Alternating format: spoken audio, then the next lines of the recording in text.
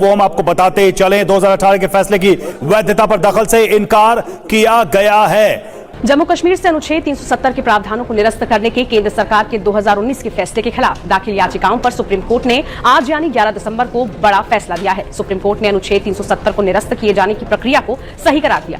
फैसला सुनाते हुए सुप्रीम कोर्ट ने माना कि अनुच्छेद 370 एक अस्थायी प्रावधान था। सुप्रीम कोर्ट ने कहा कि संविधान सभा की सिफारिशें राष्ट्रपति पर बाध्य नहीं थी। अनुच्छेद 370 का अस्तित्व समाप्त होने की अधिसूचना जारी करने की राष्ट्रपति की शक्ति जम्मू कश्मीर संविधान सभा के भंग होने के बाद भी बनी रहती है। फैसले में कहा गया है कि यह अदालत राष्ट्रपति के फैसले पर अपील पर विचार नहीं कर सकती कि अनुच्छेद 370 के तहत विशेष परिस्थितियां मौजूद हैं या फिर नहीं।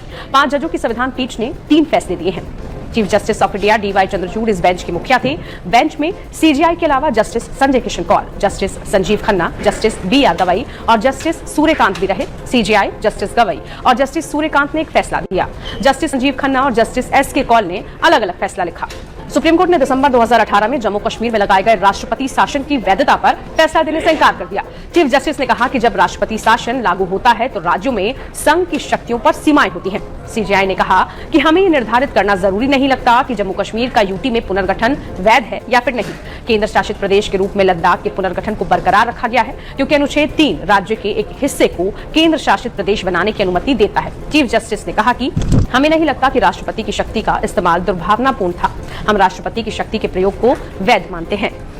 सीजीआई ने निर्देश देते हुए कहा कि भारत के चुनाव आयोग द्वारा 30 सितंबर 2024 तक जम्मू कश्मीर विधानसभा के चुनाव कराने के लिए कदम उठाए जाएं। राज्य का दर्जा जल्द से जल्द बहाल किया जाए। बता दें कि 5 जजों की बेंच ने 16 दिन तक सुनवाई के बाद फैसला सुरक्षित रखा था। 20 से ज्यादा याचिकाओं के जरिए आर्टिकल 370 को निरस्त करने के केंद्र के फैसले को चुनौती दी गई थी। 5 अगस्त 2019 को सरकार ने संविधान के अनुच्छेद 370 को निरस्त कर दिया था। ये पूर्ववर्ती जम्मू कश्मीर राज्य को विशेष दर्जा देता था। राज्य को 2 केंद्र शासित प्रदेशों जम्मू कश्मीर और लद्दाख में बांट दिया गया। अब सुप्रीम कोर्ट के इस फैसले पर उन लोगों को एक बार फिर से बड़ा झटका लगा है जो 370 की वापसी का सपना देख रहे थे।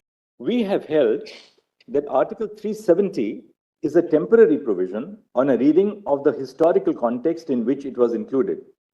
Article 370 was introduced to serve 2 purposes.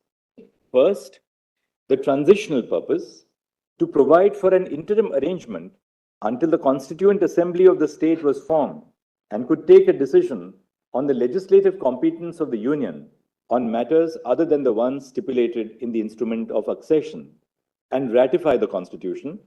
And second, a temporary purpose, an interim arrangement in view of the special circumstances because of the war conditions in the state. See, we have held that a textual reading of Article 370 also indicates that it is a temporary provision.